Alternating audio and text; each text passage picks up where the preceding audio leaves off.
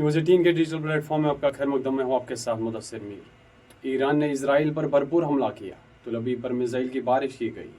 Israel के military intelligence centre, stock exchange और अस्पताल को निशाना बनाया गया। तुलबी पर ईरानी मिसाइल हमले में कम से कम 25 अफराद हलाक हो गए।